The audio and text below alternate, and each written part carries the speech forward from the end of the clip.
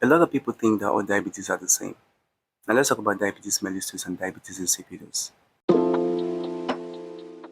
Hello, I'm Ifeanyi and welcome to Wellness by Nwasike. Now let's start by discussing what diabetes means. Diabetes means passing through.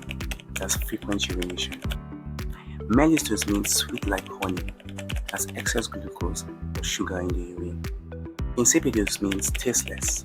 No excess glucose or sugar in the urine.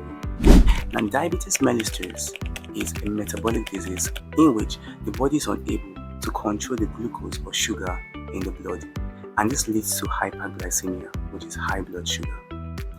Normally, when you consume carbohydrates, the body converts it to glucose, and the pancreas, which is a gland, secretes a very important hormone called the insulin through the beta cells of the islet of Langerhans. Now, this pancreas, this insulin, I want you to say that's a key. It unlocks the body cells, so this glucose can gain access into the cells and be used for energy. But in the case of diabetes mellitus, these functions are not carried out properly.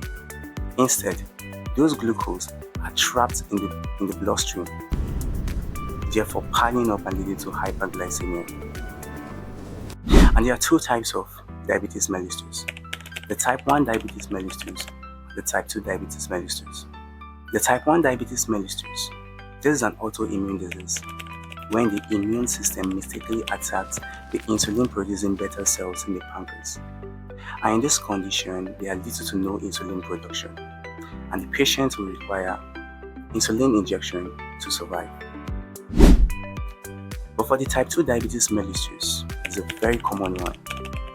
The pancreas actually secretes this insulin, but the body cells are resistant of the insulin. So it is resistant, it doesn't allow this glucose to access the cells. So over time, the production of this insulin begins to reduce. And what are the causes of this diabetes mellitus? Number 1, increasing age. Secondly, family history. Thirdly, lack of physical activities or exercise. Fourthly, becoming obese, adding weight. And then the last one, consuming poor diets. And for diabetes insipidus, it has nothing to do with pancreas. It has nothing to do with insulin. It has nothing to do with hyperglycemia, that's high blood sugar.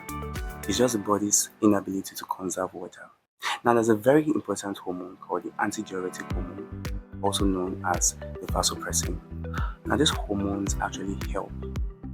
Their job is to tell the kidney when to save water, instead of allowing all the water to leave the body in the form of urine.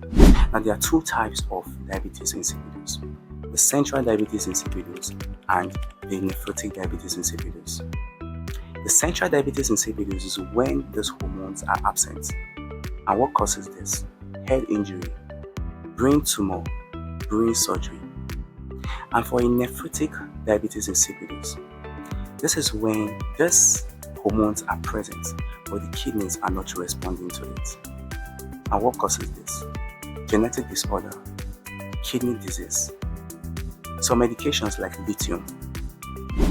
Now, what are the symptoms of this 2 diabetes? Now, the similarities in their symptoms include excessive thirst, frequent urination, and fatigue. But for diabetes mellitus, it comes with blurry vision, slow wound healing.